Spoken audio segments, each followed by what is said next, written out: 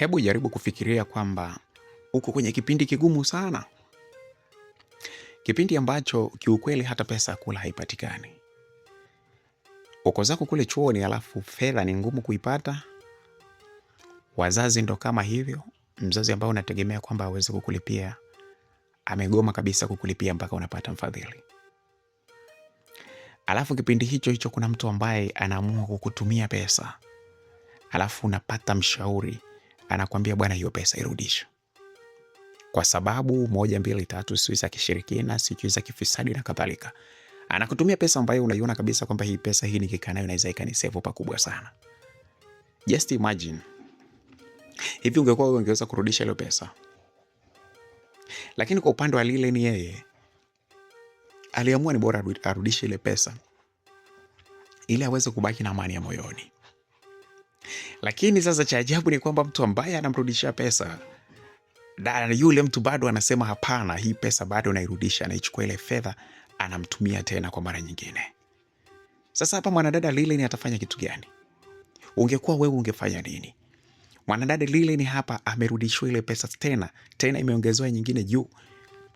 Anaambiwa lazima hiyo pesa ni ya kwako. Alafu ukiangalia hata yeye mwenyewe pesa hana. Lakini rafiki yake wa karibu Marco anamwambia, bwana, hizo pesa hizo, I say, unaweza ukatolewa hata kafara, na kama sio wewe wakatolewa wazazi wako.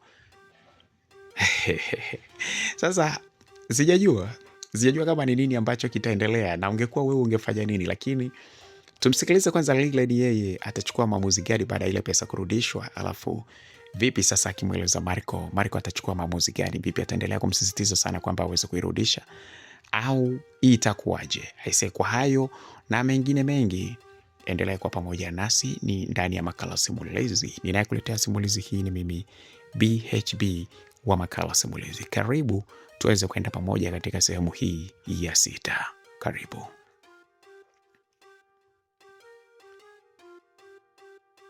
Baada ile pesa nilishangaa kweli nilipoangalia nikaiona. Yule kaka Karimu alikuwa amerudisha ile pesa, amenitumia tena. Nye. Nilisema hivi, huyu kaka lakini ananitafuta kitu gani? Anatafuta kitu gani huyu?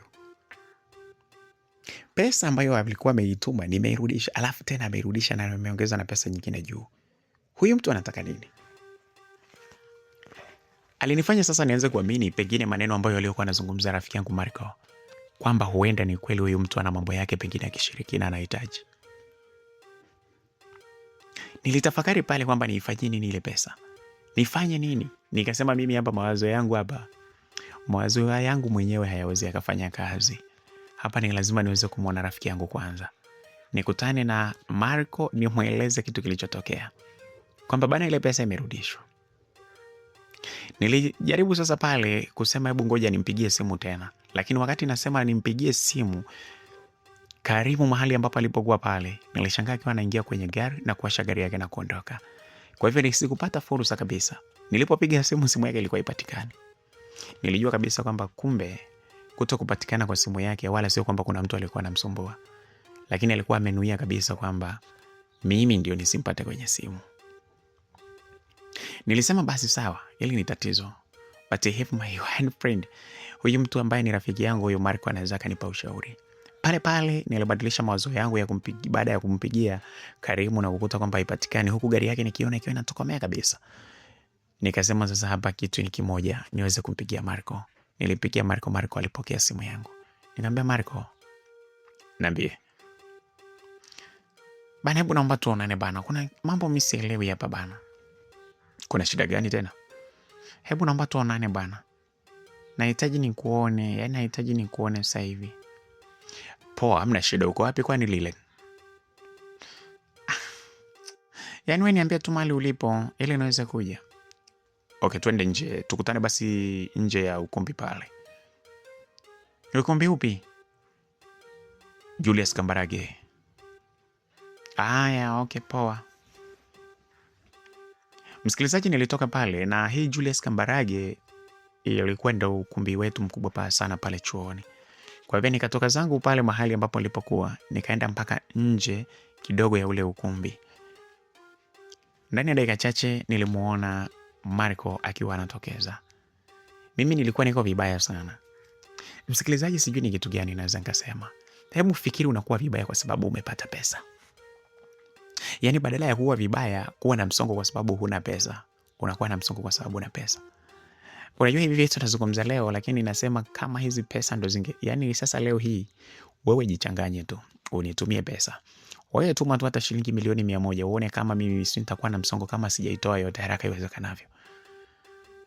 Basi bana, mimi nikawa nina msongo pale. Marco akaniuliza, vipi? Shida nini, mbona hebu niambie kuna tatizo gani? Nikamwambia, Marco, bana, tatizo langu bana ni kuhusu ule kaka nilokuambia. Nani? Karimu, yule alonilipia ada. Vipi, anakutaka kimapenzi au? Hapana, ni bora hata angekuwa ananitaka kimapenzi ningekuwa nafanyaje? Si ulishamrudisha hela zake lakini. Bestie, that's why I called you here. Kuna shida gani bwana? Bana, nimekwambia ile pesa nilirudisha. Ameirudisha tena kama yani, na imekuwa juu, ameongezea nyingine tena juu yake. Amekurudisha ile pesa tena? Ndio, na ameongeza pesa nyingine. Sasa hivi hapa ni amenitumia shilingi shilingi milioni 2,950,000. Yaani ni 300,000 kasoro. Kwa hiyo sasa umefanyaje sasa? Jamani, nifanye nini? Na ndio maana nimekuita kwamba hapa sasa tunafanyaje? Mimi sijui cha kufanya. Kwa sababu pesa ilikuwa ni kumrudishia na nimemrudishia. Lakini ameniambia kwamba eti ni pesa yangu ya matumizi na ameirudisha tena kwangu.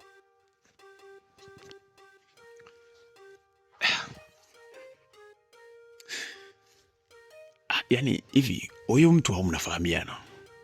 Jamani, hatufahamiani. Kama nilivyokuambia tulikutana tu venue.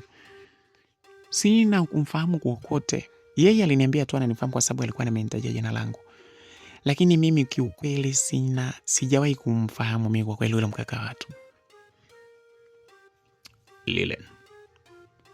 Lilen. Niambie Marco, usije ukanitisha basi. Mimi sio kwamba nakutisha. Lakini kiukweli mimi ninazidi kupata mashaka. Sio kawaida mtu kung'ang'ana kukupa, kwa sababu hata kama ni mwanaume ambaye alikuwa anakupenda tu, tuseme anataka, pengine anataka kuingia kwenye mahusiano na wewe, hawezi kukulazimisha kutumia pesa yake. Lakini wewe ndio ambao utakayohitaji kwamba unataka pesa yake. Lakini anavyong'ang'aniza hivi kutumia pesa, kuna kitu hapa. Mimi nikwambie kitu. Wewe fanya njia yoyote ile, lakini usitumie pesa yake. Ikiwezekana fanya utaratibu wowote ule. Hata kama hiyo pesa utaiacha hapo kwa muda, lakini ufanye utaratibu uweze kumrudishia pesa yake. Hayo ni maoni yangu na ni ushauri ambao nakupa. Lakini kama ukiamua kuitumia bwana, kwa sababu pesa ni tamu, ukiamua kuitumia na vyovyote vile itakavyokuwa, basi sawa. Lakini mimi ninahofia sana mtu ambaye anang'ang'aniza kwamba uweze kutumia pesa yake. Kuna kitu fulani anakitaka kwako. Na hicho kitu lazima kiwe ni kitu kikubwa sana. Ni kitu ambacho kinaweza kikagharimu kabisa hata maisha yako au future yako kwa ujumla. Basi mimi sitaitumia, lakini sasa namrudishiaje? Na nimempigia hapa baada ya kunirudishia hii pesa, hataki kabisa eti simu yake haipatikani. Wewe iache hapo kwanza, tutajua ni nini cha kufanya kadiri siku zinavyoenda. Na tutajua tu ni kitu gani anahitaji. Yaani lazima tutajua ni kitu gani anahitaji. Kwa sababu atajivunga, atazungukia hapa pandia pale, shukia pale, lakini lazima atatoboa tu. Wewe iache, usitumie hiyo pesa. Lakini ujue sina pia pesa ya kutumia. Umeanza kuingiwa tamaa sasa. Huna pesa ya kutumia kama asingekutumia hiyo pesa ingekwaje? Ningekaa kwa tabu hivi. Basi kwa nini usikae kwa tabu hivyo hivyo? Lilen, kumbuka kwamba hii ni kuhusiana na maisha yako ya baadaye. Hivi unajuaje kama mtu akiamua kuchukua nyota yako na ukaishi maisha ya shida siku zote za maisha yako kwa sababu ya pesa zake ndogo ndogo hizi? Hii dunia sio nzuri sana hii. Naomba uwe makini bwana. Basi poa, nimekuelewa. Shauri yako. Msikilizaji, unajua nilikuwa nina hofu fulani, lakini kuna tamaa fulani iliniingia. nilianza kutamani mavazi, nikaanza kutamani kula bata. Nikaweza nikasema kwamba hapa sasa maana yake ni kwamba kama nikiwa inahitaji kitu cha shilingi 300 400, ninakwenda tu withdraw pesa mapema sana iwezekanavyo. Ushaona? Naenda kutoa tu pesa. Lakini sasa nina kahofu kingine kutokana na maneno ambayo aliyokuwa ananiambia Marco. Niliogopa sana. Msikilizaji, hapa labda niongee kitu kimoja. Unajua mimi nilikuwa nimekesha sana kufanya maombi sana. Usiku nilikuwa nikiamka nafanya maombi, nikimwomba Mungu aweze kunipa majibu na aweze kunielekeza ni jinsi gani mimi ninaweza nikasoma. Lakini pamoja na kujibiwa maombi yangu, kwa sababu ninahisi ni maombi ambayo nilikuwa nimejibiwa, sikuwa na imani tena. Na ninaweza nikasema kwamba hili ni jambo ambalo linawakumba watu wengi sana. Unamuomba Mwenyezi Mungu kitu fulani, alafu anapokujibu hauamini kama ni yeye amejibu. Hii ndio ambayo iliyotokea kwangu. Nimemuomba sana Mungu kwamba aweze kunipatia fedha. Zaada ni kitu ambacho nilichokuwa nakiomba sana. Nilikuwa naomba huku nalia. Lakini baada ya hapo tena Mungu amenipatia, ninaingiwa na mashaka, naingiza masuala ya ushirikina, naogopa kwamba pengine nitachukuliwa nyota yangu na kadhalika na kadhalika. Sijui niongee nini zaidi hapa, lakini nafikiri kiimani hili jambo liko sawa sana. Basi bwana msikilizaji, nilikuwa na hofu sana kutumia ile pesa. Mashaka yangu yalikuwa ni mengi sana kuhusiana na ile pesa. Kwa sehemu nyingine ninaweza nikasema mashaka yangu yalikuwa na uhalisia, kutokana na mambo ambayo yalikuwa yameendelea mbele baada ya pale. Niliamua kuchukua ushauri ule aliyokuwa amenielekeza rafiki yangu Marco. Aliyokuwa akinieleza kwamba mimi niweze kuachana na ile pesa, niache tu iwepo pale lakini nisiitumie. Niliamua kweli kutokuitumia. Nilitoka pale na nikajaribu kumtafuta tena siku iliyofuata, nikijaribu kumtafuta yule kaka Karim, lakini hakupatikana tena kwenye simu na sikuona hata gari yake. Siku 2 ziliisha bila mimi kugusa pesa ya aina yoyote ile. Siku 3 zikaisha. Sasa imefika kama siku ya 5 hivi, nilikuwa sina pesa kabisa, pesa nyingine. Nilikuwa nimebakiwa na shilingi 4,000. Sasa unajua shilingi 4,000 kwa watu ambao wako chuoni, unaelewa, kuna matumizi mengi sana. Kuna pesa ambayo tunaambiwa tuchange ya kutolea photocopy, kutolea kazi za kwenda kukusanya kwenye grupu, lakini kuna kazi binafsi, lakini kuna kula, kunywa. Kama unavyojua bana maisha ya chuoni, na kwa mtu ambaye afahamu lakini anaweza kaelewa baada ya mimi kumwelekeza hapo, shilingi 4,000 haiwezi kutosha kwa kweli kuishi nayo kwa siku moja. Labda kama siku hiyo iwe mnakula tu, kusiwe na kazi yoyote ya kuprinti wala nini, yani kusiwe na kitu chochote kile, ujibana unaweza ukala, kwa sababu vyakula vipo vya shilingi 1,000. Unaweza ukajibana vizuri tu, siku moja ikapita. Lakini sasa kuna mahitaji mengine. Nimebaki na shilingi 4,000. Tunaenda kwenye group discussion, tunaambiwa tuchange hela. Siku hiyo ndipo ambapo anasema kwamba tunapaswa tutoe pia mchango wa kumchangia Siara, shilingi 1,000 kila mtu. Nyie nikaangalia nikasema sasa hapa nafanyaje? Nikasema potelea mbali, ngoja nikachukua tu pesa kidogo. Pale sasa alikuwa ametuma shilingi 2,200,000 na 900,000 na shilingi 50,000. Sasa naenda kuchukua kidogo tu shilingi 10,000. Nikatoka pale nikasema sasa niende nikatoa ile pesa kwenye kibanda cha mawakala. Wewe, wakati naendelea kutembea, tamaa zinanijia, nasema hivi, kwenye shilingi 200,000 na 2,200,000 na 900,000, kwani ningitoa shilingi 20,000 kuna shida? Ili nikimaliza hapo nipate na hela ya kula hata kesho. Lakini potelea mbali, mimi natoa shilingi 30,000. Nikisha toa 30,000 na itumia tu hiyo peke yake. Hiyo hapo natumia leo, nalipa hivi na hivi na hivi, wiki hapo potelea mbali. Mimi bana toa, bana atajua mwenyewe, si ndo alinitumia bana. 30,000 itanitosha. Akilalamikia nitamuomba atamtoa niweze kumlipia. Lakini potelea, mimi natoa 50,000. Msikilizaji, nilipofika kwenye kibanda cha wakala, akili yangu iliniambia nitoe shilingi 50,000. Kweli bana, nikatoa shilingi 50,000. Nikaangalia ile shilingi 50,000 noti za shilingi 5,500 ziko 5. Nikaangalia message iliyorudi, kiwango cha pesa ambacho kilichokuwa kimebaki. Nikasema bwana we, vyovyote itakavyokuwa na iwe, mimi pesa naenda kuitumia vizuri tu. Na sitomwambia Marco kama hii pesa naitumia. Nikaenda zangu, nikalipia mchango wa Sierra shilingi 1,000, nikalipia sui kule kwenye grupu, nikaenda nishapata hela ya kuprint na kazi zangu na kila kitu, mambo safi. Sasa siku hiyo nimejikuta mimi tajiri bwana. Nina shilingi 50,000, nimetoa vitu vingine pale, lakini bado nimebaki na hela kibao.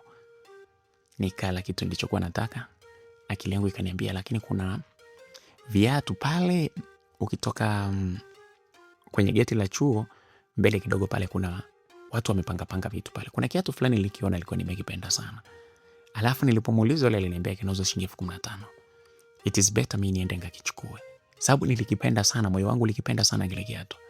Nikasema hapa nikatoka zangu nje nikachukua kiatu kile. Nikarudi nacho pale. Nilifurahi sana.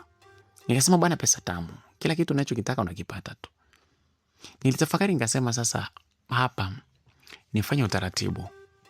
Nimpigie mama yangu simu kwanza. Nikampigia simu mama yangu. Siku hiyo nilikuwa na furaha sana. Mama yangu akaniambia vipi lakini mwanangu? Kwa hivyo kwani swala la kuahirisha masomo ndo linachukua siku zote hizo? Nikamwambia mama, hapana. Mimi sijaenda kuomba kuahirisha. Sasa mwanangu, nimekwambia kwamba pesa nimekosa. Tutalipa nini? Nikamwambia mama, nimeongea na mhasibu wa chuo, ameniambia atanidhamini kwamba mimi niendelee kusoma. Hiyo pesa nitailipa mwishoni kabisa kipindi, kama nitaipata semester ijayo, semester ya mwisho sawa, lakini kama sitaipata nitailipa kipindi ambapo nitakapokuja kuchukua cheti. Msikilizaji, unajua ni uongo tu ambao nilikuwa nimeupanga pale, na hata nilikuwa sijaupangilia. Nilishangaa tu ule uongo ukiwa unajitokeza. Nikamweleza mamangu, akaniambia jamani, kweli? Nikamwambia ndio mama. Kwa hivyo sasa hivi unasoma na haya nakula? Nikamwambia mama, ndio hivyo, anabangaiza hapa na pale. Lakini pia nilikuwa na shilingi 30 ilikuwa imebaki. Niliamua kuchukua vinguo, nikawa nawauzia vitu kama soksi, leso, ninawauzia wanafunzi wenzangu huku. Kwa hiyo ndo napata hela yangu ya kula hapo. Jamani mwanangu, Mungu akubariki sana. Si unaishi maisha ya shida sana. Nikamwambia mama, lakini usijali, kwa sababu napata hela sasa hivi, wanafunzi wananunua sana, na hata wewe nitakutumia hela kidogo hapo. Hapana mwanangu, usinitumie. Mimi hapa nakula na kila kitu napata. Usiogope mwanangu mimi jamani. Nikamwambia hapana mama, nahitaji na wewe uweze kupata hela kidogo jamani. Hela ina utamu wake ukiwa nayo. Jamani mwanangu, hapana bana. Basi sawa mama, baadaye. Msikilizaji, nikamaliza kuongea na mama, lakini nilisema lazima hapa nimtumie pesa. Kwenye ile pesa ile ambayo alikuwa amenitumia Karimu iko kwenye simu yangu. Nikafanya muamala wa shilingi 20,000 nikamtumia mama yangu. Bana we, hela za watu ndio nishaanza kuzitumia hapo. Imeenda tu kwa mama pale. Mama akanipigia. Akaniambia mwanangu, kwa hiyo umetuma kweli? Nikamwambia ndio mama. Nimeona nikutumie kwenye faida ambayo ninayoipata. Nimeamua nikutumie na wewe ili uweze kunibariki. Jamani msikilizaji, mamangu alifurahi sana. Mama alifurahi, akaniambia jamani mwanangu, Mungu akubariki. Mungu akuongezee wateja jamani, lakini usiache kusoma. Usiache kusoma mwanangu. Ukaanza kuwaza habari za biashara tu mwanangu. Soma sana mwanangu. Nikamwambia mama sawa, lakini ukweli nilikuwa naujua mimi mwenyewe. Hakuna cha kwamba nimeongea na mhasibu, wala hakuna cha kwamba sijui nauza leso, hapana. Nina pesa kibao iko kwenye simu. Basi bana pale mimi nikatulia zangu. Nishampa mama yangu pesa. Kiukweli niseme tu nilianza kutumia ile pesa. Siku kadiri zilivyokuwa zinaenda, nilianza kutumia ile pesa siku hadi siku. Nilitumia mpaka ile shilingi 300,000 ya ile ikawa imeisha. Ikawa imebaki shilingi 2,200,000 na kama 600,000 hivi 500,000 na. Kwa sababu nilikuwa nimetumia sana. Sasa siku hiyo, na hiyo nimeitumia ni ndani ya wiki 2 tu. Nilikuwa nimetumia pesa vibaya mno. Nilienda nikajinunulia mavazi, nikapendeza na kila kitu. Mimi bana nikasema bana liwalo na liwe. sijui nyota, anasema anachukua, Mungu atanilipia bana, Mungu atanilindia nyota yangu. Hakuna mwanadamu anaweza kuchukua nyota yangu. Hata Marco alishangaa kuniona jinsi ambavyo nilivyokuwa napendeza, mpaka akaniuliza, vipi, mbona nguo mpya sana? Kupendeza ni kawaida yako, lakini nguo mpya kila siku sasa hivi vipi? Au umeanza kutumia pesa ya watu nini? Nikamwambia hapana, sijaanza kutumia pesa ya watu. Siwezi kutumia ile pesa kwa sababu ulishanishauri kwamba nisiitumie. Akaniambia sawa. Basi ni jambo jema bwana. Na mimi sitamani sana kujua kila kitu kuhusiana na wewe, isipokuwa vile vitu ambavyo utakavyokuwa umetaka mimi nivijue. Nikamwambia ndio hivyo bwana, lakini mamangu ananitumia hela kidogo hapo. Ndo na mimi najiongeza, si unajua mtoto wa kike kupendeza ndo kila kitu. Yeah, of course. Si unaona unavyovutia sasa, unazidi kupendeza. Yaani unazidi kupendeza bwana, mpaka ni sijui nisemeje. Unataka usemaje wewe? Nabaki kufurahia tu kwamba na urafiki na mtu ambaye ameumbwa vizuri, anajua kuvaa vizuri. Kiukweli una sifa, una kila sifa za kuwa mtoto mzuri. Nashukuru sana Marco. Msikilizaji, siku moja hiyo bana ilitoka matangazo ambayo yalitoka matangazo mengi sana kila mahali. Yalikuwa yametoka kwenye magrupu yetu ya WhatsApp ya wanachuo. Kulikuwa na grupu la chuo kizima. Yalikuwa kama magrupu 3 hivi ambayo mimi nilikuwemo, ya chuo kizima. Lakini kulikuwa na magrupu mbalimbali ya kozi tofauti. Yaani watu wanaosomea uchumi, watu wanaosomea kilimo, watu wanaosomea mipango miji, watu wanaosomea wote wale. Kulikuwa na magrupu mbalimbali. Sasa mimi tu pale kwangu nilikuwa na magrupu ya chuoni pale kama 3 ya chuo kwa ujumla. Nilikuwa na magrupu ya kozi mbalimbali. Mimi nilikuwa naingia mpaka kwenye kozi zingine ambazo hata sio kozi zangu. Lakini nilikuwa naingia kwenye yale magrupu. Kulitumwa matangazo mengi sana kuhusiana na kijana ambaye aliyekuwa anajiita kwamba yeye ni tajiri wa chuo. Huyu kaka bwana alikuwa anajiita Binamungu. Alikuwa anaitwa Binamungu. Binamungu, jina gani la pili lile bwana? Alikuwa anajinadi sana kwamba yeye ni tajiri wa chuo pale. Kaijage, Binamungu Kaijage. Yule kaka bana alikuwa ni kaka fulani hivi, alikuwa anapenda masifa sana. Sasa magrupu yakaanza kuposti posta mbalimbali, matangazo mbalimbali kule kwamba bwana tajiri wa chuo bwana Binamungu Kaijage atakuwa na nini? Atakuwa na sherehe yake ya kuzaliwa. Amekodisha ukumbi mzima, ule ukumbi wa chuo ameukodisha. Kiingilio ni free. Alafu anasema kuna watu mbalimbali watatumbuiza. Lakini pia amesema atatoa tuzo maalum kwa mtu maalum ambaye atakayekuwa amemchagua siku hiyo. Katika siku yake ambaye atafanya sherehe ya kwake ya birthday ile ichangamke zaidi. Bwana we, akasema watu wote mnakaribishwa. Na siku hiyo bwana, cafeteria zote atakuwa amenunua, kwa hiyo kila mtu atakula free. Jamani, kwanza nilihisi ni utani. Lakini ule kaka kwa jinsi ambavyo tulivyokuwa tunamfahamu, anapenda maujiko, anapenda sifa yule kaka. Binamungu Kaijage alikuwa anapenda sifa jamani. Kwanza alikuwa anamiliki gari ambayo hata maprofesa pale chuoni walikuwa hawana gari kama ya kwake. Sijui huyu mtu pesa alikuwa anazichota wapi. Alikuwa anajitambia sana. Basi taarifa zile zikatoka kwamba kutakuwa na sherehe kubwa hivi na vile, ukumbi ule umechukuliwa, utafanyika hiyo bana, itafanyika siku ya Jumamosi. Siku hiyo bado ilikuwa ni Jumatano. Taarifa zile zikasambaa. Watu wakasema jamani, mbona ghafla hivi? Bana kumbe bana Binamungu Kaijage alikuwa yuko pale kwenye ile group, akasema ulitaka uambiwe mapema ili ujiandae nini? Na wakati kila kitu kipo. Kula unakula bure, kuingilio ni bure, kila kitu ni bure. Wewe unataka nini? Wewe ni kujiandaa. Wewe kama wewe ulikuwa unataka uambiwe mapema ili ufanye nini? Hivi ni vitu vya kitajiri. Kama wewe unajikuta kwamba wewe ni maskini na unaogopa kufanya vitu vya kitajiri, basi usije. Lakini nawaambia chuo kizima muweze kuja. Na siku hiyo migahawa yote, cafeteria zote za chuo, watu watakuwa wanakula bure kila kitu wanachokitaka.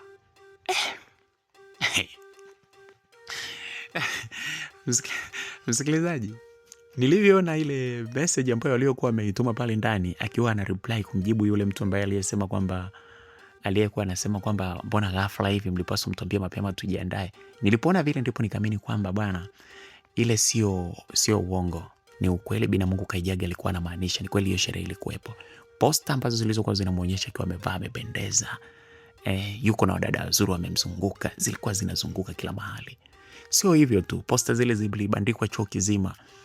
Posta mbalimbali zilikuwa zimebandikwa chuo kizima bana, kutakuwa na birthday ya tajiri wa chuo, Bina Mungu Kaijage bwana. Utahisi bwana, unajua chuo kilikuwa kimechangamka. Utahisi kwamba ni kipindi kile cha uchaguzi, kilikuwa kimechangamka. Mwenyewe anazunguka pale, anakuja sijui magari ameyatoa wapi, msafara anazunguka pale huko, anatangaza kila mahali. Si anapewa kibali bwana, anazunguka kila mahali paka kwenye mahostel akiwa na gari yake, sio moja, gari yake. Alafu kuna magari kibao kama magari 13 hivi yanamfuata huko kwa nyuma, anajitangaza tu kwamba yeye atakuwa na birthday yake na watu wote wanakaribishwa na kula siku hiyo ni bure ndio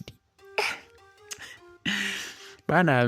Msiombe kusoma na watu ambao wana nani bwana, watu ambao wanajua kujitapa na watu wanaojua kuishi maisha ya kifahari. Basi bana, kila mtu pale alijiandaa kwa staili yake. Marco akaniambia bwana, siku hiyo nitakuwa na wewe bega kwa bega, lazima tuweze kusherehekea hii sherehe ya huyu mtu ambaye ni tajiri bwana wa chuo, lazima nasi tusherehekee. Wamesema kwamba waimbaji mbalimbali wataimba. Waimbaji wengine watakuwa ni wa hapa chuoni, wasanii wetu wa hapa chuoni, na wachekeshaji mbalimbali watakuwepo, lakini pia waimbaji watakuwa na nafasi kubwa sana. Lakini pia kuna waimbaji kutoka vyuo vingine mbalimbali watakuwepo wako hapa. Kwa hiyo mimi siwezi kukosa. Lakini naomba tuwe karibu mimi na wewe muda wote. Wewe kama rafiki yangu wa karibu sana. Nikamwambia hakuna shida. Tukaanza kupanga mikakati jinsi gani ya tutakavyokuwa tumevaa. Hatuvai sare, lakini jinsi tu ya kuvaa ili tuweze kupendeza, mimi pamoja na Marco. Basi bwana, ile Jumatano ikapita, Alhamisi ikafika, matangazo yanaendelea, watu shamra huku na kule. Kila mtu amepania kwamba atavaaje, atapendezaje siku hiyo ya sherehe ya Bina Mungu Kaijage. Basi bwana, ikafika ile Ijumaa, watu kila mahali, watu ambao waliokuwa wanajiandaa kuimba walikuwa wanapiga tizi huko pembeni, kila maeneo mbalimbali wanapiga tizi sana. Kwaya mbalimbali za pale wanachuo, sijui Tukasa, sijui huku Kasifeta wapi, kila sehemu walikuwa watu wa ICS wote, pote kila mahali walikuwa wanapiga nyimbo mbalimbali, wanaimba. Sawa, wanaimba nyimbo mbalimbali kujiandaa kwa ajili ya sherehe ile, kwa sababu walisema waimbaji mbalimbali watakuwa wanaruhusiwa, wa kwenye dini, wasanii wa kuimba wa bongo flavor na kadhalika. Ijumaa ile bwana, chuo kilikuwa kimechangamka kila mahali bwana. Watu walikuwa wanaenda ku vipindi, lakini akili zao zote hazipo kwenye vipindi. Akili zao zote ziko kwenye sherehe ya kesho yake. Basi bwana, siku ile ikaisha vizuri kabisa. Tumefika sasa ile Jumamosi asubuhi, kwa sababu siku ile alilaza mziki pale bwana. Ile Ijumaa ile kulilazwa mziki, kila mtu anayependa kucheza kuimba pale, ilikuwa ni sherehe ile usiku kucha. Alafu ile Jumamosi mchana ndio sherehe. Alafu alisema anaishinda nayo ukumbi ule ameukodisha mpaka Jumapili asubuhi. Basi bwana, ile asubuhi tukakutana mimi pamoja na Marco, tukaingia pale. Hapo tumetoka kula bwana. Siku hiyo chuo kizima bwana, migahawa yote ni karibu yote, alikuwa ameteua migahawa karibu yote pale chuoni. Of course ni migahawa michache sana ambayo alikuwa hajailipia zile pesa ili kwamba watu wote wale free, lakini iliyo mingi watu walijazana kule, tukawa tumekula tumekunywa. Na siku hiyo vyakula ni tofauti bwana. Pale unafika tu, ukitaka nyama ukitaka nini unaagiza tu, ni kula free. Tukamaliza tukaanza kusogea pale eneo la ukumbini pale. Sasa ukumbi ule mkubwa ule wa chuo, tuko pale tuna enjoy. Sasa hapo mambo yakaanza, watu wanaimba, wanacheza. Msikilizaji, wakati niko pale tumekaa mimi pamoja na Marco, nilishangaa kuona gari ya Karimu ikiwa inapaki pembeni. Ikapaki, alafu nikamwona Karimu. Siku hiyo alikuwa amevaa amependeza. Unajua kupendeza? Ametupia amependeza kweli, kama bonge la msanii. Yaani ulivyokuwa ukimtazama jinsi ambavyo alivyokuwa amevaa, huwezi ukaamini kama ni Karimu yule. Yaani alikuwa amevaa amependeza kuanzia juu mpaka chini, jinsi ambavyo alivyokuwa ameweka nywele zake nini. Hadi nilimshangaa, nilitaka kumsahau. Na kwa sababu alikuwa amepewa mwili fulani hivi sio mnene sana, mwili wa mazoezi ulikuwa umeikaza vizuri. Kwa kweli alikuwa amependezea sana. Nikashangaa akaingia pale. Moja kwa moja akaenda mpaka sehemu ambapo kulikuwa ni watu walikuwa wanaingiaga. Yaani pale jukwani, afu nyuma ya jukwaa kuna mahali ambapo watu maarufu mbalimbali, watu ambao walikuwa wanatumbuiza tu, walikuwa wanaandaliwa kwa ajili ya kutumbuiza, mahali ambapo walipokuwa wanaingia, sio kujiandalia, au ndo mahali ambapo wanakaa kutulia kule ili muda ukifika watoke kutumbuiza. Basi kule ndipo mahali ambapo alipoingia Karim. Mimi muda huo nilikuwa nimekaa zangu tu, nimekaa mimi pamoja na Marco, tumetulia. Kwaya mbalimbali zikaimba, wakasema bana sasa hivi. Wakafika muda akasema huu muda jamani, mambo yote ya kidini yameisha, birthday safi imeenda vizuri, kuanzia mida hii sasa ni mida ya wasanii wa Bongo Flava kizazi kipya wa mbalimbali waanze kuimba, ni mida yao sasa.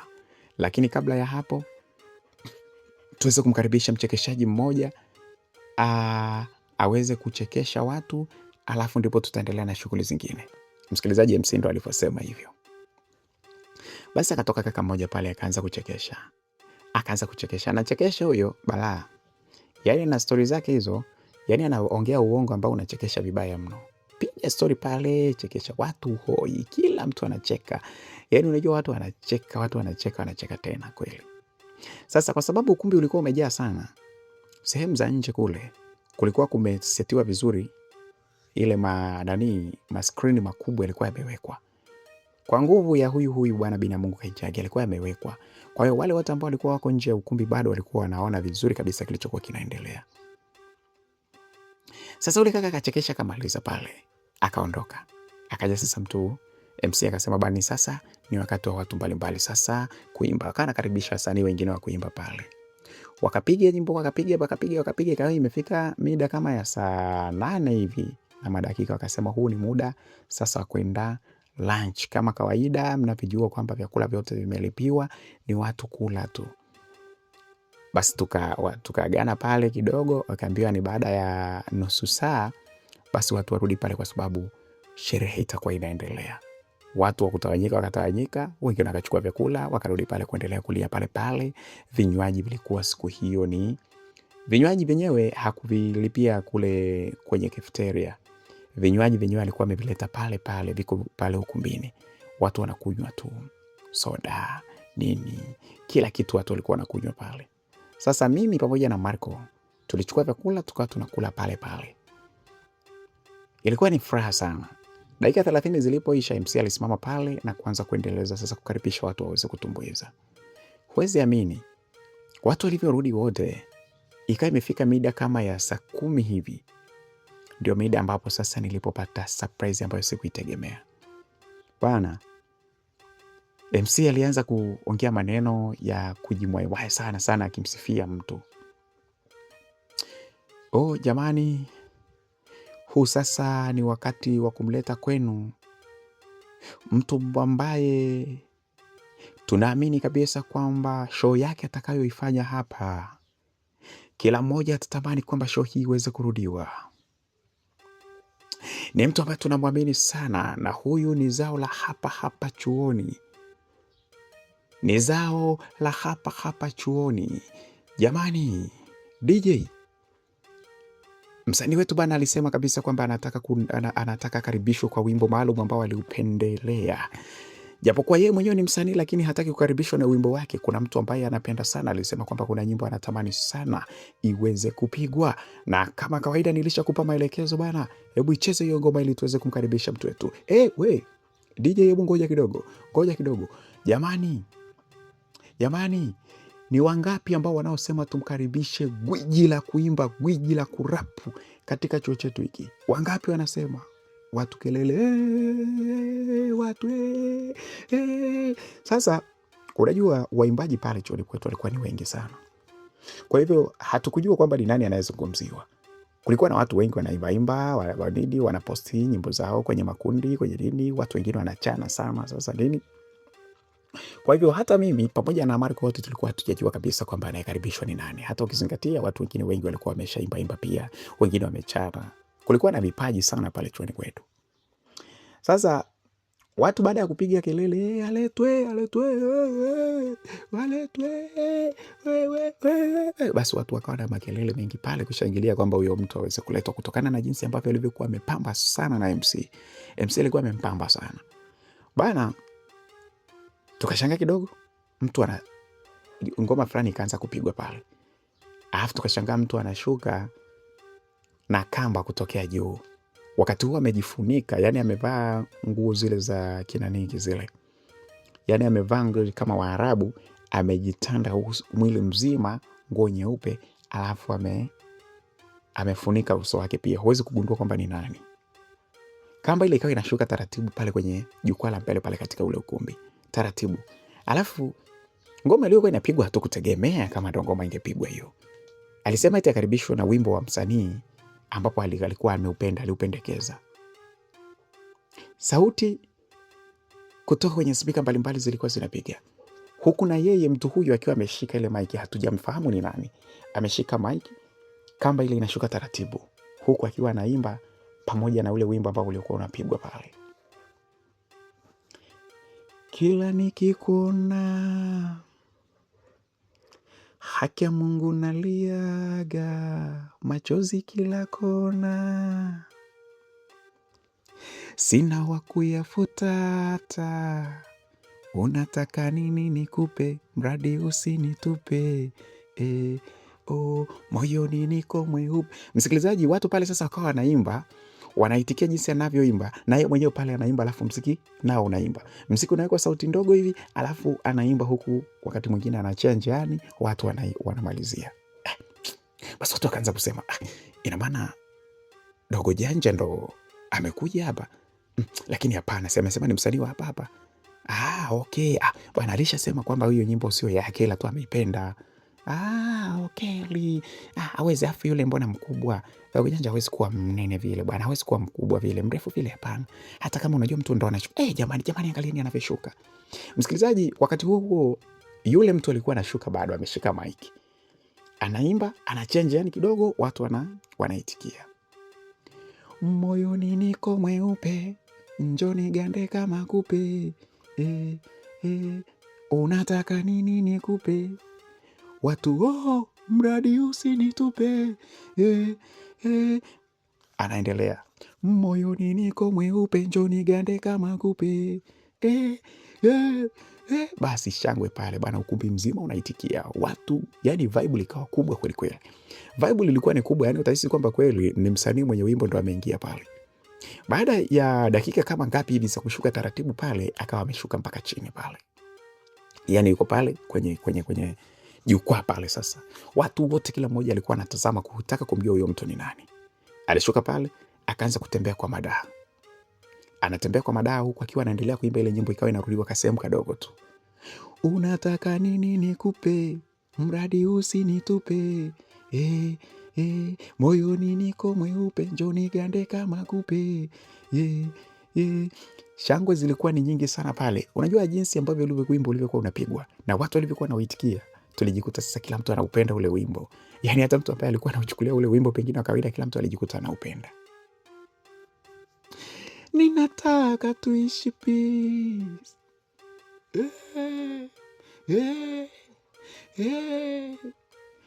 Ninataka tuishi.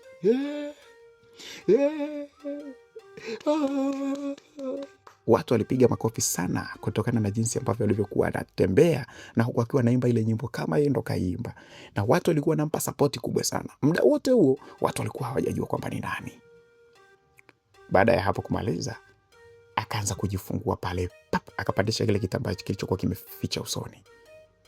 Watu wote wale pale, watu ndipo walipokuwa wamegundua kwamba ni nani. Wengine walikuwa wanamfahamu kwa sababu walikuwa wanasoma naye, lakini kwangu mimi ilikuwa ni kitu cha tofauti kabisa. kwa sababu mtu niliyekuwa nimuona pale mbele alikuwa ni Karim, yule ambaye alikuwa amenitumia pesa.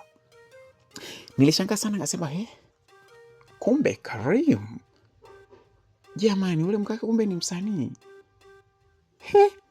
Pale sasa nilipokuwa nimeshikwa na butwa na kushangaa sana, hata Marco alinitazama akaniambia, vipi? Nikamwambia, baba wewe, yule pale ndo nini sasa? Yule ndo yule ambaye alonilipia ada, na ndo yule ambaye ananitumia zile pesa nilizokuambia. Yule pale ndo yeye.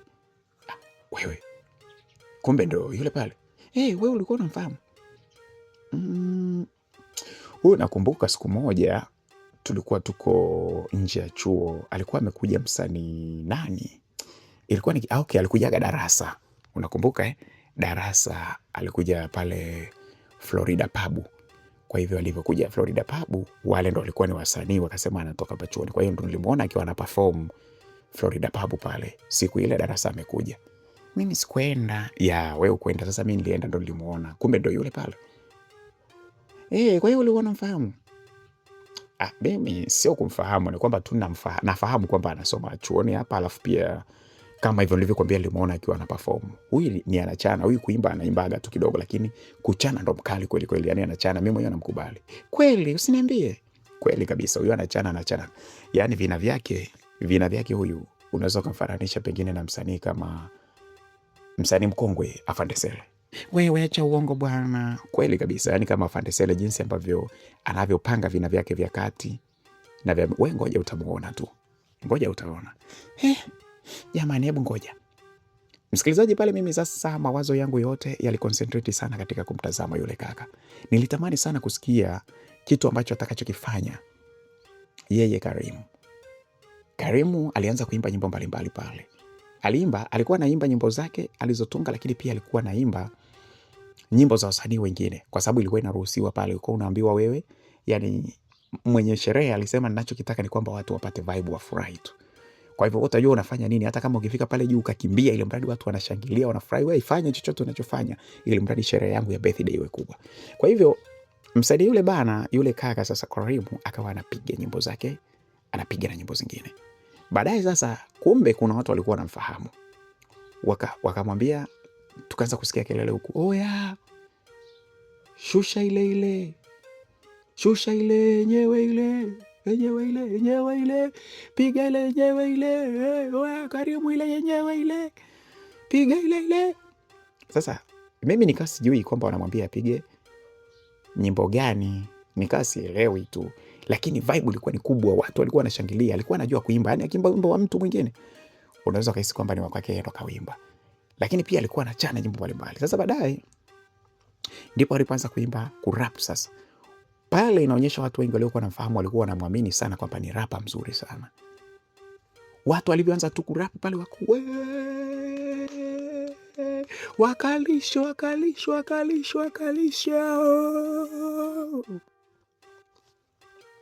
Shangwe zilikuwa ni kubwa sana, na DJ alikuwa anajua ni jinsi gani ya kucheza naye kweli kweli. Akaanza kupiga pale. Akaanza tu, kweli Diana kupenda. Watu wakaanza kuitikia hiyo. Kweli Diana kupenda, swazi kama utanitenda. Oya kaza ile ya kiume yenyewe ile. Msikilizaji, pale sasa nilimsikia Karim akiwa anabadilisha sauti na kuanza kupiga kwa nyimbo ya bass. Kweli Diana kupenda, siwazi kama utanitenda. Hivi asili yako Rwanda ama unatokea Mpanda ama kusini mwa Uganda? Shape lako na kibinda na vile unadunda wallahi kama ukinipenda kwa bunduki na mapanga takulinda. Vimigu kwa ndani vipinda ndo kingine nachopenda. Ntapenda ukinipa denda, ntaweukia kwa kitanda na sijalwa ngapi wamekutenda. Kwangu ni mtu wa matunda, nikikumwagia unapanda. Leta na limega tunda, mdomo mzuri wako adenda. Tabasamu kubwa la kanda, kujipodwa kweli unapenda. Swa zako kote zimetanda na sijalwa ngapi kweli. Msikilizaji, pale watu walipiga makofi vibaya, watu walishangilia sana. Watu walikuwa wanapenda sana jinsi ambavyo vina vilivyokuwa vimejipanga.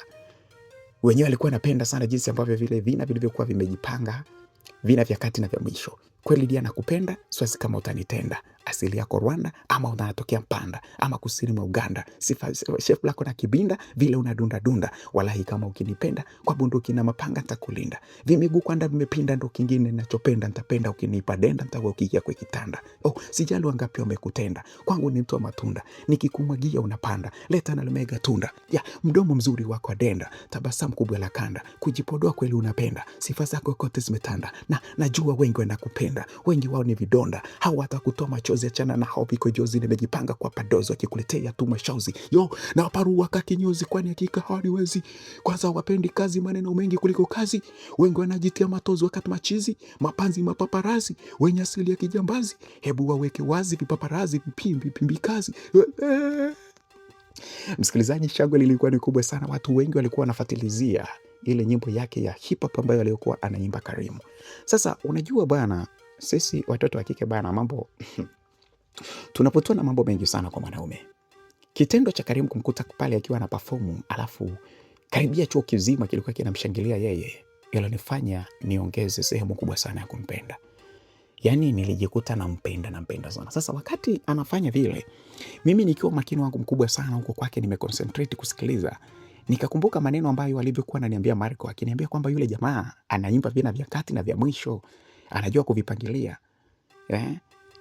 Nimejipanga kwa padozo akikuletea mashauzi na waparua kakinyozi kwani hakika hawaniwezi. Kwanza wapendi kazi, maneno mengi kuliko kazi. Wengi wanajitia matozo wakati machizi, mapanzi, mapaparazi wenye asili ya kijambazi. Sasa msikilizaji, hata mimi nilivutiwa sana na mpangilio mzuri wa mashairi ambayo alivyokuwa ameandika Karimu.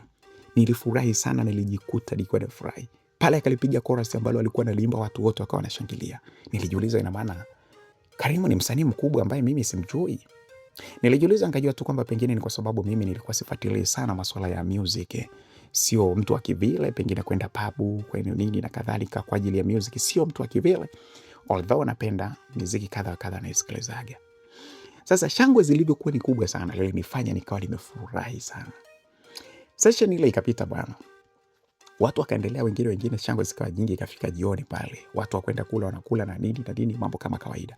Sasa ile ilipofika mida ya saa 6, ilikuwa saa 4 na dakika 18 nakumbuka usiku.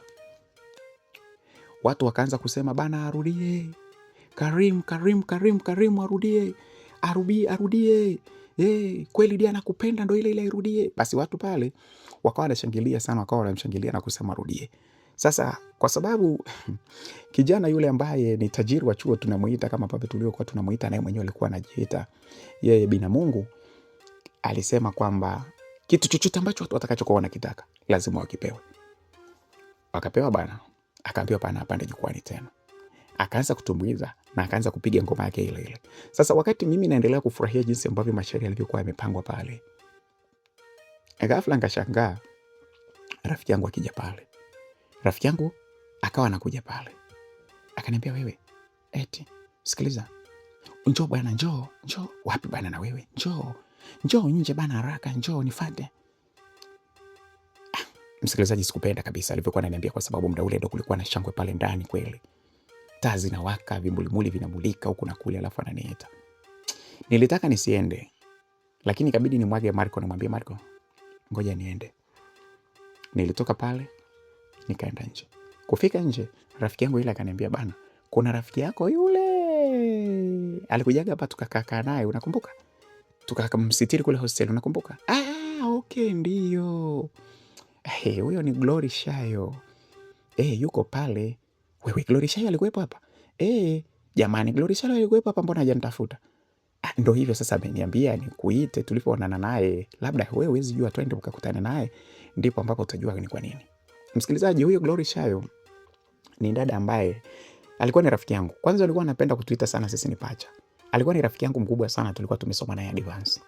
Sasa mimi nikatoka pale, rafiki yangu yule akanipeleka mpaka kwa Glory Shayo. Tukafika pale, nikakumbatia sana naye akanikumbatia. Tulikuwa tumefurahi sana, akamwambia, lakini shogangu, kwa nini umebadilika sana? Akaniambia kisa. Akaniambia yani, nikamwambia yani kweli unakuja hapa unaacha kunitafuta? Akaniambia, shogangu, mimi nilipoteza simu. Nimejaribu kukutafuta kwa njia ya Facebook, lakini nimeona hujanijibu. Nikamwambia bwana, Facebook mimi sijaingia. Akaniambia ndio hivyo, nilikujaribu kucheki. Nikamwambia kwa hiyo ulikuja huku kwa ajili ya nini? Akaniambia kuna rafiki yangu mmoja ambaye ni huyu ndani binamungu ni binamu yake. Kwa hivyo aliniambia twende, na huyu binamungu alitutumia nauli na kila kitu. Kwa hivyo ndo tumekuja, nilikuja nimemsindikiza. Lakini sasa sisi tunataka kuondoka usiku huu.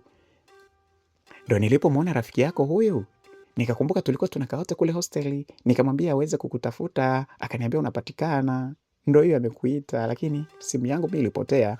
Niliingia kwenye kupitia simu ya mtu mwingine, ndo nikakutafuta kwa njia ya Facebook. Jamani.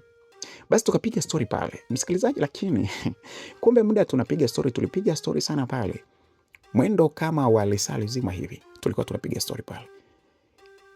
Kwa hiyo hapo sasa, kutokana na kumuona rafiki yangu yule Glory Shayo, nikajikuta nimeshasahau kabisa kuhusu habari ya kurudi ndani, kuingia ndani kule. Nilifurahi sana kumuona rafiki yangu yule kwa sababu tumepoteana muda.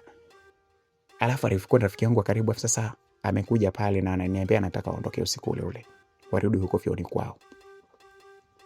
Basi kipindi kumbe mimi niko pale bana, mambo yamesha kuwa mengi, na yule binamungu akasema yeye anataka aondoke, lakini katika kuondoka kwake anataka aweze kutoa tuzo kwa wasanii mbalimbali ambao tayari wameshatumbuiza na kufanya siku yake ile ya kuzaliwa iweze kuwa nzuri sana.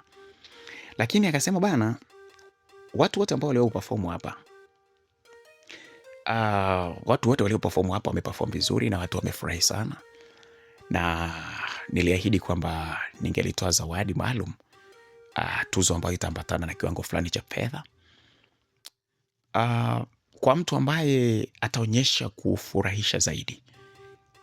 Na najua kila mtu aliyeperform hapa, hakuna mtu ambaye aliperform bure, sio mchekeshaji, sio mwimbaji, watu wote mmelipwa, kwa sababu sherehe ni sherehe ya tajiri la chuo. Kwa hiyo niliwalipa kila mtu. Sasa kitu ambacho ninachotaka kufanya, mimi nataka niende nikapumzike kidogo, kwa sababu baadaye nina kikao cha kibiashara na matajiri wenzangu.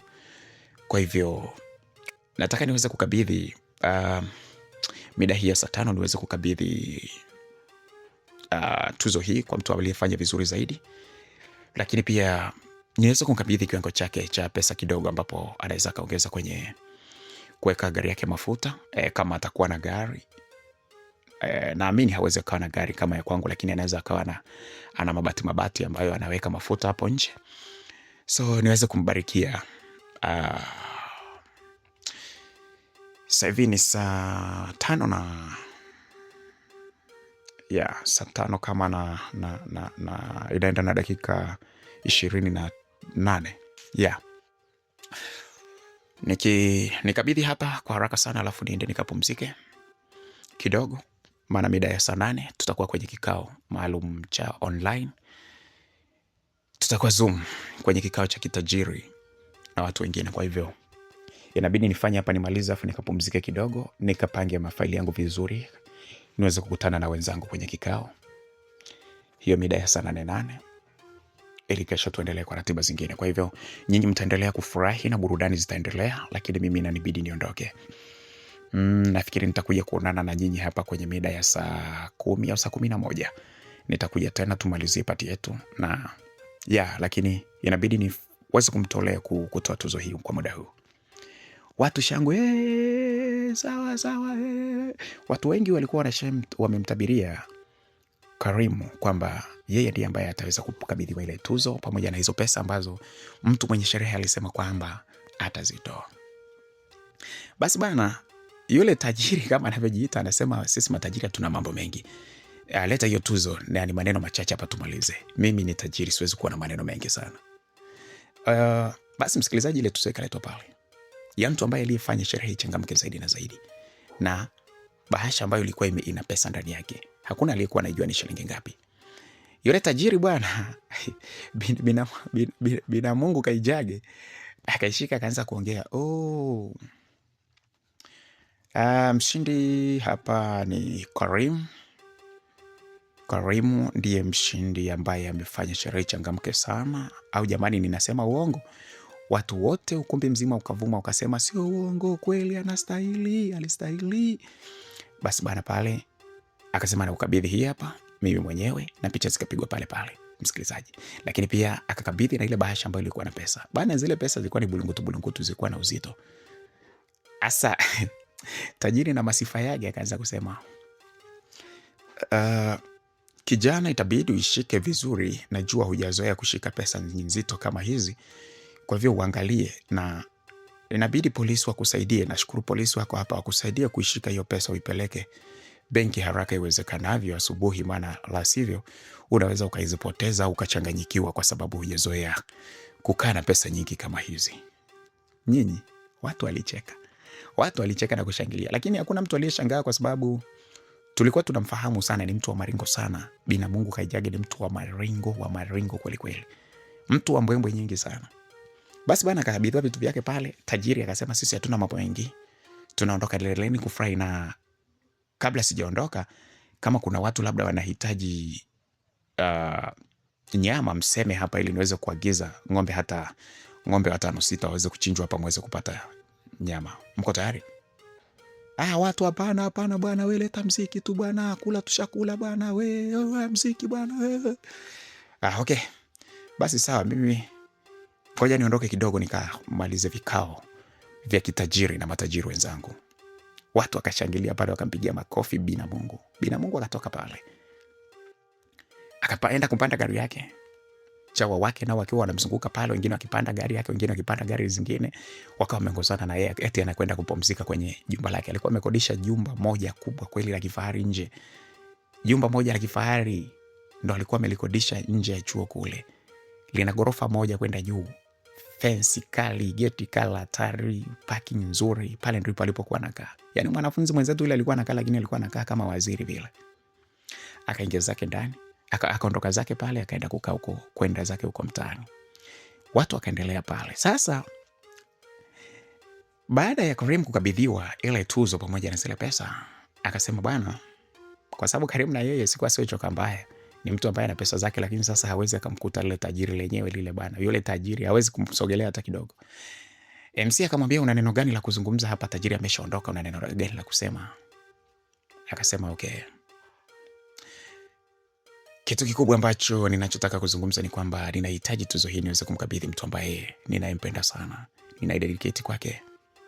Lakini pia nitaidedicate na pamoja na wimbo ule ambao nilioingia nao. Lakini pia kweli dia nakupenda, siwezi kama utanitenda. Itakuwa ni mistari ambayo itakayokuwa inaambatana pamoja na tuzo hii. Lakini DJ utaendelea kupiga nyimbo ya kila nikikuona. Kila nikikuona, haki ya Mungu unalia. Basi utaendelea kupiga hiyo nyimbo. Lakini tuzo hii nitamkabidhi mwanamke ambaye ninayempenda sana, ambaye ni kila kitu kwangu katika maisha yangu. Mwanamke ambaye ana sehemu kubwa katika moyo wangu. Itabidi nimkabidhi hii kama sehemu ya furaha na kukikuza kipaji changu.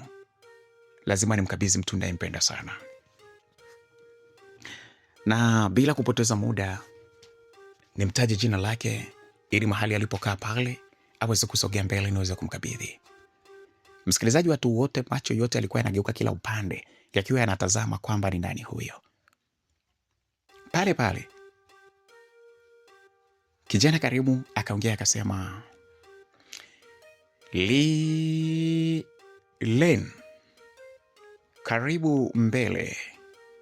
Huyo jamani ndiye mwanamke ambaye ndo kila kitu kwangu, ndo mwanamke ninayempenda na ndo mwanamke ambaye ni kila kitu katika maisha yangu. Karibu sana Lilen.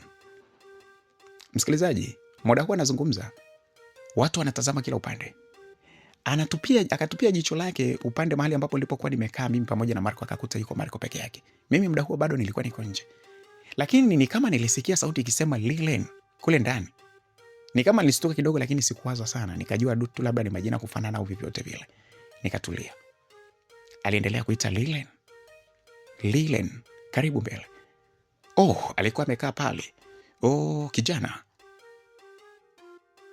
Binti ambaye alikuwa amekaa pembeni yako yuko wapi? Ina maana ameondoka. Jamani, Lilen. popote mahali ulipo unaitwa. Aliongea yule MC akiwa anaita. Mimi nilikuwa nimepotezea kwa sababu kwanza sikuwa na uhakika ni mimi. Nikatulia zangu kule nje. Nyinyi Marco Marco bana alizidi kupatwa na mshangao. Marco alianza kuogopa kwa sababu yeye tayari alikuwa ameshagundua kwamba kumbe mtu ambaye aliyekuwa anaulizwa ni mimi. Lile ni mwenyewe ni mimi. Sasa Marco aliingiwa na kiwivu fulani hivi kumbe. Watu wakawa wanaendelea kunitafuta. Marco akawa amekasirika, amenuna. Watu wakawa wanahangaika huku na kule kwamba niko wapi, kwamba wewe huyu Lile ni yuko wapi. Sasa na alichokifanya sasa ni kwamba alisema hawezi kuendelea mpaka mimi niweze kuwepo. Karimu alikuwa anahitaji kwamba mimi niweze kuwepo ili aweze kuendelea na mambo mengine. Alafu mimi muda huo sipo. Wale watu ambao waliokuwa wananitafuta, waliokuwa wananifahamu, walikuwa wanaangalia kwamba niko upande gani. Walikuwa wanaangalia kila upande. Marco yeye hasira kama zote.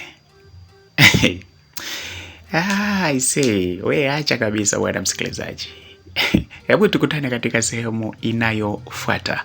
Bye bye. Sehemu itakayokuwa inafuata itakuwa ni sehemu ya muhimu kweli. Hebu usijaribu kuikosa. Ni BHB wa Makala Simulizi. Bye bye.